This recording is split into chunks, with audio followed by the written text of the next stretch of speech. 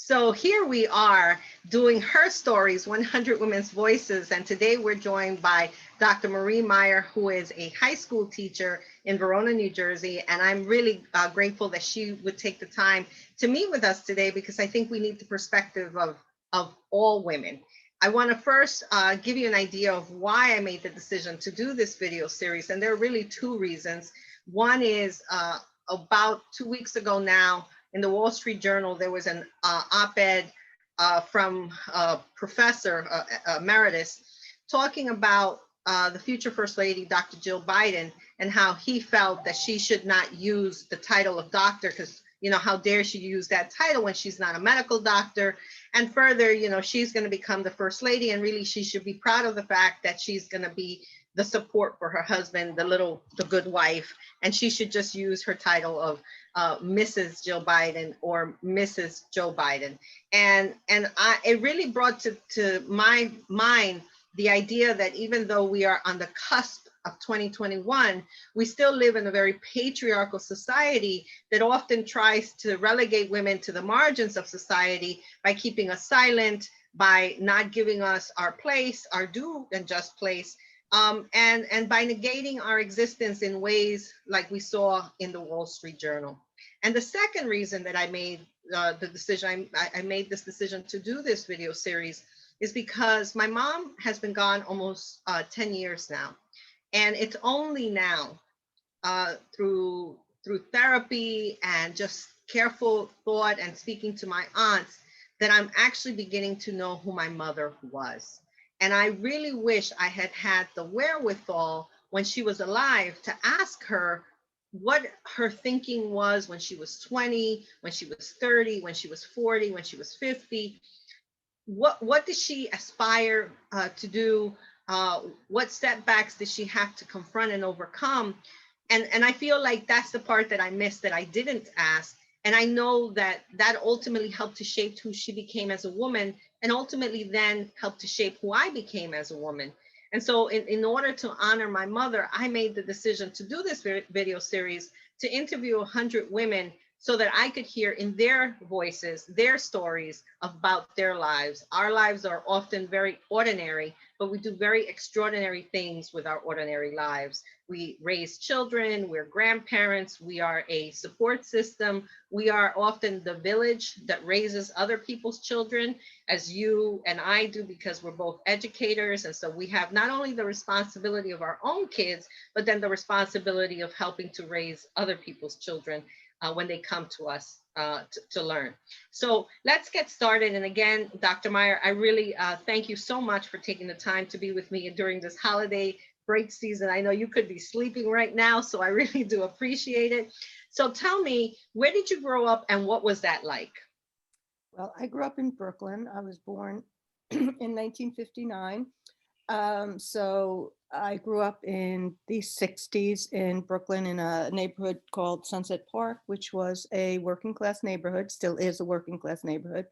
My dad was an Italian immigrant, and my mom was the daughter of Italian immigrants. So we were pretty much immersed in that immigrant experience. My mom's family lived nearby, and they were very large, close family. And my parents were both, as I said, working class. My dad was a bricklayer, and my mom worked in a factory. She sewed clothes, some very beautiful clothes, but they both worked really, really hard. And then ultimately we moved from that neighborhood to another neighborhood in Brooklyn when I was a teenager. But I'm still a Brooklyn girl. I grew up there, and I'm kind of proud of my roots, very proud of my roots, I should say. I didn't know that it was financially challenging because, again, both my parents worked. We went to Catholic school, we owned a house, and that amazes me today as a mom, as a working mom, that my parents, again, coming from very humble beginnings, were able to establish that very solid experience for my brother and for me. And Yeah, I know that they did it with support of other people as well. So that's something I've been recognizing a lot lately, that without that familial support, it's almost impossible, to kind of fulfill your dreams, or just to do anything. I've been hearing and reading reports about, obviously, about inequities and things like that, and the difference that it makes for the people who have a family to depend on, older relatives who will maybe lend them money for a house or give them some sort of support, a place to live. Like, I know my parents lived with my grandparents until. Right, so you could save, right. Exactly. So people who don't have that option generally aren't able to. And part of it is, and not to digress here, but part of it is that the wages have not kept up with the Right. cost of living, right? So middle class America was able to become middle class America and acquire their level of security and wealth based on the fact that their wages were living wages that would Mhm. enable them to pay for their expenses and then maybe put a little bit away slowly, slowly, slowly, to then be able to get to where they are today. And we know historically that those wages have not kept up with the cost of living, and less so with people who are of color or who do not Right. have an advanced degree or a college education. So living in Brooklyn, and like you, I grew up in New York City. So in Manhattan, I consider myself a city girl no matter what. Um, what was that experience like for you? Because you no longer live in the city. Now you live in a suburb of New Jersey, and your children have been raised differently than you were. And so how did that impact you being a Brooklynite? That's a really great question. In fact, yesterday I spent the day in Manhattan and Brooklyn, so that I could see my brother and his family. We spent a lot of hours in the cold in Brooklyn Bridge Park yesterday.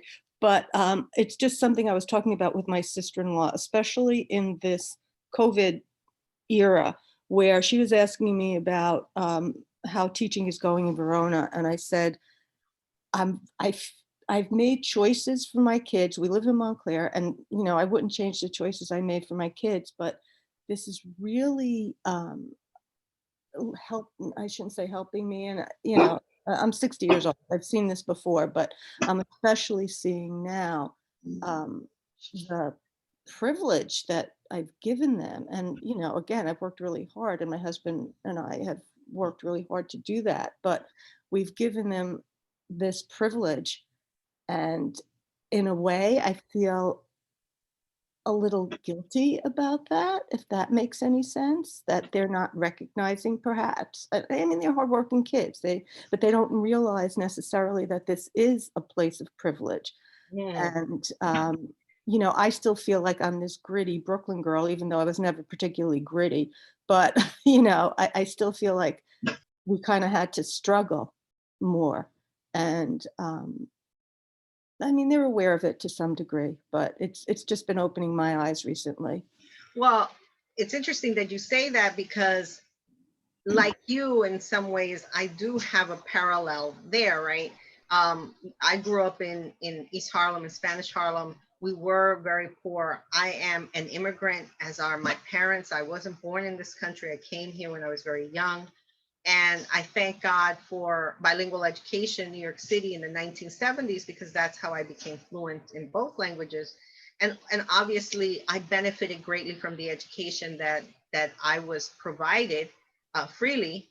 And ultimately, that led to me graduating or going to college on a full scholarship, getting my master's degree, getting my doctoral degree. And of course, the life that I have been able to afford my children is very different than the life that I grew up with, or that the challenges that I had to overcome. My neighborhood was riddled with drugs, was riddled Mhm. with violence, all sorts of things that I never wanted for my children. My Right. ex-husband didn't want for our kids. And so, like you, we moved to a suburb of New Jersey, and my children, although they're Latinos, all three of them, because their father's Puerto Rican and I'm Ecuadorian, um, and they identify as Latinos, they've never had the similar experience to other Latinos who have grown up in poorer neighborhoods in Newark or Passaic or Mhm. Elizabeth. And so they have benefited from, in many ways, white privilege because they've grown up in a white community. Mhm. And that was purposeful, right? We Right. could have purchased a home in Newark or Passaic, but I knew that that would have come with an overtaxed educational system, with Mhm. overcrowding issues and issues of budgets. And I didn't want that for my children. And in some ways, I feel guilty about that because, of course, they sometimes feel like they're not Latino enough, right? Mhm. Because those roots, which would have been built within the community, for me, I grew up amongst my own. I grew up Right. amongst other Latinos. They were Mhm. not Ecuadorian, but they were other Latinos. My children haven't had that Right. experience, and they've had to face racism within the Verona school system because they are one of maybe 5 families in the town, and they're not, they're not the norm, they're not the standard. So I also think about that. It's like, okay, my children have been afforded, a life where, here we are living in a home. We don't have to worry about the neighbor upstairs, the neighbor on the side. And when it comes to COVID, because obviously living in overcrowded spaces is what Right. puts you at greatest risk. But you and I have a front yard, a backyard. My neighbor's nowhere near close to me, so it's not like, hey, we could go outside and stand out there and no one's going to be breathing on me, so I don't need to worry about those things. And so it's a different experience that my children have had than the experience that I had or my Mhm. ex-husband had in raising our children. So I feel that same type of guilt. So it's not just you that feels that guilt. So now tell me, because you went from Brooklyn, you went to school, ultimately you went to college, and ultimately you got your PhD. You are an English teacher. How did that all evolve? How did that happen? Because you come from a working class blue collar household. How did that happen? Like, who encouraged you to go to college? Who helped you decide that you wanted to be a teacher, and then go on to get your doctoral degree? Mm. Yeah, that's it's funny that you say that because when my middle daughter was in eighth grade, I believe she was doing a project, one of those autobiographical projects. So she interviewed me and she said, I never realized that our family went from a fifth grade education to a PhD in one generation. And that really struck her because my dad had a fifth grade education. He left Italy. Um, he was, as I said, a bricklayer. So, and my mom did not finish high school. She went to a school, a high school where she could learn how to sew and worked in So she factories. learned a trade. Exactly. So, while that was my background, my mom, well, both my parents really were curious people and loved to read. And that was something that my mom instilled in me when I was young. And we'd sit and read every night. And she read just an amazing number of books, so there was that love for education through just Yeah, reading on our own. just learning, right? Exactly. And my dad, even though one of my most touching discoveries when my dad passed away was finding a notebook when we were cleaning out his house. And he died at 90 years old. And he was, as I said, an immigrant. First went from Italy to Australia, lived there, came to the US. Um, but he was always teaching himself. And when he passed away, my brother and I found a notebook, his Spanish notebook, because he wanted to be more fluent in Spanish. Um, Wow. and Wow. he was, teaching himself, like on the Amazing. slide, keeping his notebook. So he was always telling us about Italian history and the history of his town. And so there was storytelling growing up, a lot of storytelling, which Right. you said about your own mom, you wish you had the Right. opportunity even to Yeah. record it. My dad loved to talk, but we never recorded it.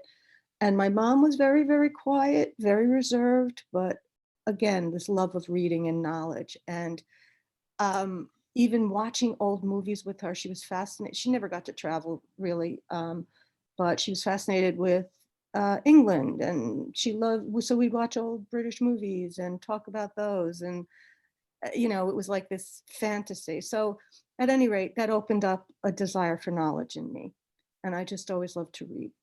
So I got into high school, and then of course there's always the story of the teacher who inspires. And of course, in my case, it was an English teacher. She actually taught me English and Italian.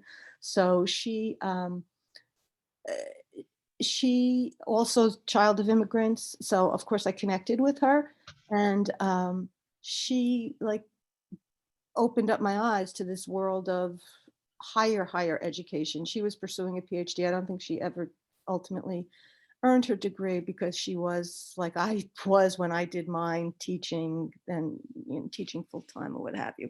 But she opened up. So I feel like every generation opened up a little more of a window for me so that I could see what was out there.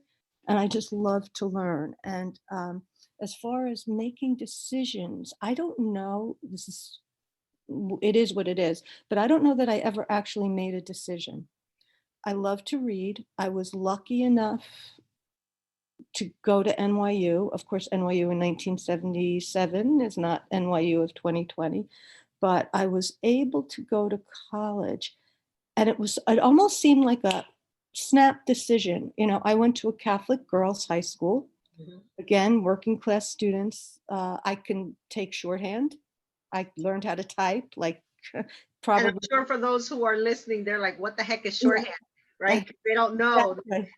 It is a type of writing for secretaries so that they could literally listen to whatever the boss was saying and quickly transcribe it. Yes, and it is another language, which I hadn't thought about at the time, but that's like really cool And that they it look is like another language. hieroglyphics because it's just Yeah, little it's squiggles. symbols, exactly, squiggles, and you interpret the squiggles. And I could type like there's no tomorrow. So that was a very helpful skill. But somewhere, I think it was my junior year, I said, I want to go to college and I want to study Russian literature. Why Russian literature? I don't know. Then I found out you Growing up in Brooklyn, there's immigrants.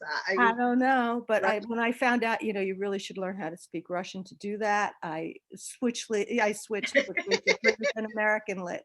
But yeah, so it almost seemed like this snap decision. And at the time, my mom became ill. So my mom had kidney failure. And um, so when I was a junior, senior in high school, she was becoming progressively sicker. And it almost was like, sure, Marie, go to college. We've Right, got right, other things to deal with right now. right. So they were very supportive, but I didn't have direction. Mm. They didn't have the experience I was themselves. going to say they couldn't tell you. I mean, my parents they had a second and third grade education, so they Right, could never offer me guidance. I got guidance from my teacher. right. That's it. And even in my high school, because it was this commercial high school, it was how they were known then. My teachers were, I remember in 4 years of high school, one meeting with a guidance counselor who said, Because they oh, were preparing you for a trade, basically. right. And I remember, again, I must have been a junior or a senior. And she's like, oh, you want to go to college now? Oh, okay. Well, apply to CUNY. Everybody applies to CUNY Right. because City it's of a New city York, right? school. Mhm. And I don't know, you want to apply anywhere else? So I applied to NYU, like again, on a lark. And just, I, I was very much lucky in terms of when I lived, where I lived. My parents didn't have tuition to send me to college, but there was a lot of governmental aid, Mhm. Mhm. grants, so that I went to NYU. Yes, tuition was $4,000 a year, but I still pretty much went to NYU free. I lived in Brooklyn with my family. I commuted. I took the subway every day to class. So again, these opportunities that I didn't know were these incredibly lucky opportunities, and just serendipitous. So I got this education, and again, no real decisions seemed to be made. I love to study literature, so I just kept studying literature. And then somewhere in senior year, maybe of college, I thought, what am I going to do now? So, and my degrees were all in English, but NYU had a program through their School of Education that you can get the minimum that you needed to have a New York City teaching license. So I took a few education courses, Okay. and I Right. thought, That makes it just in case, because I wasn't sure. I knew I wanted to go to graduate school because I just couldn't imagine not being a student. So I got my teaching license, right. and just then I got a job teaching high school and continued graduate school part-time. Got my master's. I got married pretty young. We got married, I was not quite 24. And it's interesting to me that My parents, as I said, were supportive. My dad didn't understand why I went to college and wanted to be a teacher. He thought, go into finance. I'm like, but I can't. I just, I don't even know what that Not means. in you, right? Yeah. Exactly. Mhm. So but he was very proud of what I accomplished. He did live to see me get my PhD. My mom, as I said, she was really strong, Mhm. a real strong woman. We had challenges growing up. Mm, things were not always great with my brother. Now he's, everything's fabulous 50 years later, but it was a very difficult time. We grew up, as I said, in the city, a lot of drugs, and especially in the 60s, early 70s. So there were those challenges in my home, and I was always the good girl. I was the younger sibling, and I was the one who just kind of followed the rules. Right. But I saw what my mom had to do to keep our family together. And that really, really made an impact on me. She was an amazing support, even if she was a very quiet support, Mm. and loved the idea that I wanted to keep being educated. Wow. I'm sure that for them, it was probably just as amazing that, they had very little education, formal education, and here their child, their daughter, surpassed all of those Mhm. aspirations that they might have had. It's funny, I had a conversation with my dad before he passed away a couple of years ago, and I had asked him, I said, Dad, did you ever envision me, having a doctoral degree? And he was like, honey, we were just praying you would get out of high school. Yeah, And I was exactly, like, what? exactly, Right. exactly. I was like, are you kidding me? Seriously? That's all you wanted from me? Mhm. But for them, my parents had a second and third grade education. A high school diploma was like, oh my God, you do have a PhD, Right, right, right, right. in their eyes. So I far exceeded what they had expected of me. But you always live, and I don't know if you felt this way. I always felt a great deal of pressure to be as perfect as possible, to be as good of a daughter as I could be. Hmm. Right. And then especially, now that you told me the story related to your brother, because you have one that isn't quite doing what your parents deserve, you feel like you need to make up for that. And Right. you put all this pressure on yourself to exceed, to surpass, to overachieve, because I have definitely been an overachiever my whole life as a result of that pressure to try to be the best daughter that I could be to my parents. But how that then transfers over as an adult, and I don't know if you have had this experience, is that when I became a mother, I felt like I had to be perfect at everything, perfect at being a wife, at being a Right. mother, being a Right. worker, and that type of pressure is really unattainable Hmm. and Yes, takes its toll. absolutely. And as I said, I did my degrees while I was teaching high school. I finished my master's. I think I was young when I finished my master's, maybe 26, 27. And then I took a couple of years off and started my PhD program at CUNY Grad Center. And I didn't have children yet. Even though I married young, we didn't have our children until Much. sometime later because, again, I just sort of didn't plan ahead. Okay, I love teaching, I love traveling. Okay, we'll get to that at some Right. point. But so by the time I was in my degree program and had my children, I was teaching full time.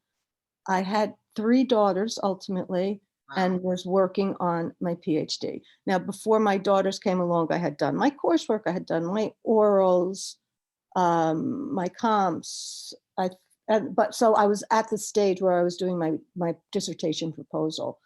But that took, I want to say 10 more years because, yeah, my oldest daughter, I believe, was 10 or 11 when I got my degree. And I'll never forget her saying to me, well, I was so excited when my first chapter was finally approved after back and forth.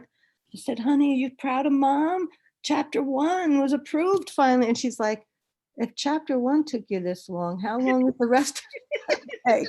Oh man, that Right. wasn't the response, but Right. Way to make you feel yeah, this. So there was certainly that, and I'll never forget if people would say, "Oh, Marie, how do you do it?" And my response was always, "I do it all very poorly. I'm not good enough at anything." And that is something I still carry with me today, despite any of my accomplishments. However, We do tend to be very hard on ourselves, right? We do tend to, and I think it does come from where we were very young, that we tend to be very hard on ourselves and think we have to be perfect at everything, and all of those things. And it's unfortunate because the reality is that you are a phenomenal teacher. I mean, my children absolutely love you. And they were, when I was saying to them, oh, I want to do this series, I don't know who to interview, and I'm trying to get 100 women, they were like, oh, you have to get a hold of Dr. Meyer. You absolutely oh need my to gosh, send her this email and ask her if she wants to do this, because you don't see yourself the way they see you, in the same way that you don't see yourself the way your children see you, right? And right. we tend to think that we are not good enough. And I had this conversation yesterday because I had listened to some YouTube video from a psychiatrist who said that when talking about first aid, and mental first aid, he said we need to be our best friends, right? Hmm. So if you were saying this to me and I am your best friend, I'd be saying, Marie, what is wrong with you? Look at all the things you've accomplished, this, that, the other. But you yourself, what are you saying to yourself? I'm just not good enough. I just can't get it right. I'm a failure at all these things, blah, blah, blah. Hmm. But you wouldn't say that to me. If I said that to you, if Right. I said, oh my God, Marie, I feel terrible. I don't feel like I'm being successful. I'm constantly spinning my wheels, running in six directions. What would you say? Hey, you're a great mom. You're doing this, you're doing that. But why is it we can't do that for Right. ourselves? Because ultimately, let's be honest, you've been occupying this space, this body, for however many years at this point, right? I'm not going to say it, but at however many years, right? You've been occupying that, and it has served you well. And in your ordinary life, you have done extraordinary things. You brought into the world 3 young women who are today an embodiment of all your dreams and all your aspirations, and are ultimately your legacy of the type of woman that you wanted to become. Right. And that's a great deal of sacrifice. That didn't come easily. And I know that as a mother myself, that it is a difficult thing when you are working full time, you're married, and the kids get sick, and this one's got fever, and that one's got colic, and that one's not sleeping, or this one's not doing well in school, and you're trying to figure out, how do I help them? How do I support them so that they can then one day be successful and live their own individual Hmm. lives, right? Because that's really what it is about. Ultimately, once you become a parent, it becomes about them and not about you. Right. So I want to make sure that you understand that you are valued, and at least when it comes to my children, they love you very much, and we're very happy that I made the decision to interview. They suggested you, and they said, no, you have to talk to her, mom. And so I'm really glad that they pushed me, to email you. So I'm going to leave with this last question, because like you and me, I am certain that there are other women who often feel like they're just not doing enough. Like you're spinning your wheels in six directions, and no matter what, you can't just get it right. So what advice would you give to a 20-something-year-old woman who is in that process of embarking on this journey, is uncertain about what the future may hold, or has all these goals and things, I'm going to get there, and yet life will kind of divert you and take you someplace else? What advice would you give them?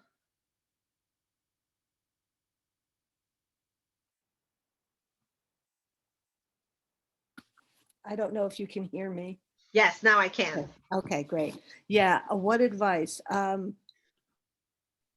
If I could, if I could do anything differently, I would try and look at myself maybe a little bit more objectively, and I would say trust yourself. Mm. Trust who you are. Trust your instincts.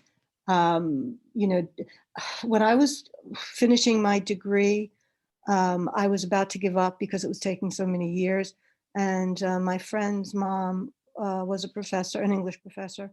And I spoke with her, and she said, do what a man would have to do to finish this. Don't tell me you can't do this. Do whatever a man would have to do. she said, and then, she jokingly said, lock your kids in the basement. They're going to hate you for something. Might as well be this. Right. I didn't Right. lock the kids in the basement, Right. but that advice, do what a man would do to Mhm. follow your dreams, I think is really important. And don't be afraid of having those dreams, and just trust yourself, Right. and which I don't know that I've ever done. Mm. Well, it's good that you recognize that you haven't done that and that you want other women to do that. Because ultimately, part of getting to be this age is that we have wisdom. And Mhm. wisdom is born from what we have learned and the things that we wish we could change, right? Ultimately. Um, and I think that that's a powerful message, because the reality is each of us has had individual challenges and things that impact us, and change us, and sometimes stop us. But ultimately, it is your life. You've lived it as best as you could. And when we look at that ordinary life, you really have done extraordinary things. I mean, the number of years that you have been a teacher, that you have touched the lives of other children, in addition to your own, and the fact that you hold them to a high standard and are rigorous in your teaching and pedagogy, is really a gift to the students' lives who you touch, because you are preparing them to be better at a language that should come naturally to them, having been born and raised in this country. And so, I know that it seems like, hey, I haven't had much of an impact, and what I've done has barely touched the surface, right? Oh, Sorry. that's okay. Has barely touched the surface. But the reality is that being an educator is really like being a second mom, and you are part of the village. In my case, you are part of my village. You've impacted my children, who have each had you at individual ages, and I'm grateful for that.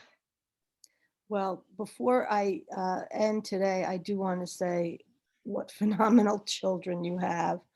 I mean, I remember meeting Sam when he was a freshman in my class and just being so impressed with the insightful, genuinely gentle human being that he is. He touched me, at that point. And then, of course, having Rebecca and Layla, they're just amazing children. So I feel honored to have had the opportunity to get to know them Well, and thank you. love them. They're terrific kids. So Thank you. I love them. I love them as well. So thank you very much. Anyway, I want to wish you a happy new year, and I look forward to seeing you in person. I pray to God that this year's graduation will be in person. We'll get an opportunity I to give do each as other well. a hug and be able to see you, because you'll see all three of my kids Yeah. present at Layla's graduation. So thank you again. And thank you. I really do appreciate your honesty and openness and willingness to be here to do this project with me. Thank you. And I look forward to seeing the completed project as I well. am. I'm looking forward to it too. Bye. Take Happy care. New Bye-bye. Year. You too.